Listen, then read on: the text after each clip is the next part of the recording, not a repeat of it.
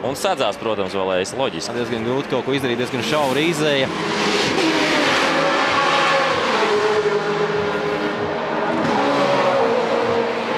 Un atgādāsim, ka viņi, protams, brauc arī dažādās klasēs. Valējs brauc Baltic GT, Artūrs brauc Baltic Touring Car 2, attiecīgi viņš savā klasē ir pirmais. Dijokas Baltic GT tad otrais un Šapovs Baltic GT arī piedestāli trešais. Nu, gal galā skatītājiem, es domāju, tam pat nav milzīgs nozīmes. Skatītāji grib redzēt šajā sacīkstē, kurš pirmais sasniegs finiša līniju. Pa klasēm jau pēc tam var dalīt paši. Mēs arī gribam redzēt uz finiša līnijas viņu pirmo.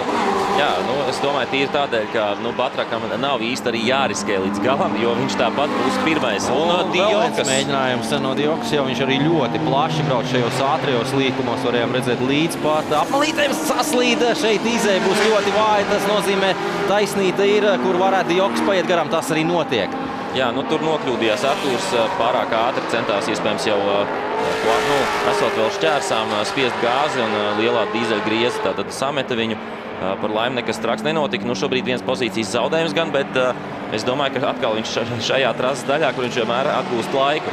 Jā, neaizmirstam, ka tomēr arī trases meža daļā uz šīm apmalītēm varētu būt vēl mitrs. Tomēr žūst pilnīgi atšķirīgi asfalts no betona. Turklāt vēl krāsots. Es domāju, ka ir diezgan neveselīgi tagad braukt uz tām apmalītēm. Diezgan daudz izvairās arī šobrīd braucēji to darīt. Jā, šobrīd apzina arī par apli pirmo atpalicēju. Iepriekš rādīja zilos karogus, īsti nesapratu, kāpēc, bet tagad beidzot ir saprotams, ka ir arī viens atpalicējs parādījies. Un Dijokas izskatās, ka mēģinās veikt arī uzbrukumu sacensību līderim Valējsam.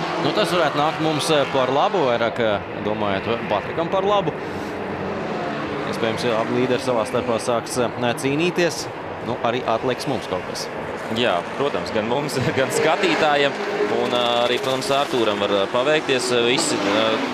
Jā, jebkurā gadījumā Dijokas tad varētu mēģināt uzbrukt viņam Baltic GT un kaut kāds problēmas paliek šausmīgi lēns Dijokas.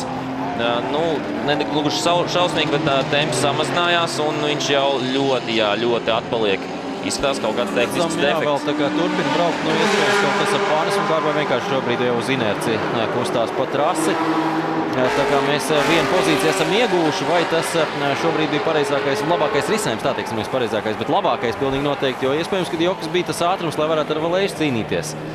Jā, šobrīd atkal Batrakam brīva trase, viņš jau atkal mēģina, protams, pietuvoties Valējsam. Savā iemīļotajā vietā pēdējā trases daļā. Redzam, tiešām tas viņam arī izdodas, bet ne tik tuvu, lai kaut ko šeit uzsākt. Un atceramies, ka pirmā trases daļā tomēr Porsche ir ārkārtīgi ātrs un labs. Un arī pātrinājumā, jau uzreiz pātrinājumā ieliku pāris metriem. Jā, un šis tātad ir 9. aplis jau nobrauks, tad noslēdzošais aplis mums tagad sacensībās. Pastīsimies, kā mums tikmēr pārējiem latviešiem iet. Roberts Rode atkrits jau uz 8. pozīciju.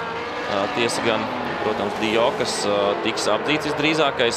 Dijokas brauc vēl un kustās. Tāds sajūta, ka tiešām varbūt kāda pārnesums pazuda. Iespējams arī varbūt kaut kādās elektronikas problēmas, kaut kas pazūd, parādās pēkšņi ar jaudu. Arī tā, protams, var būt. Diezgan solīts pārstāvs, bet es domāju, vēl viens mēģinājums būs Artūram Batrakam kaut ko pasākt pēdējos līkumos un arī izējā uz starta finiša taisni.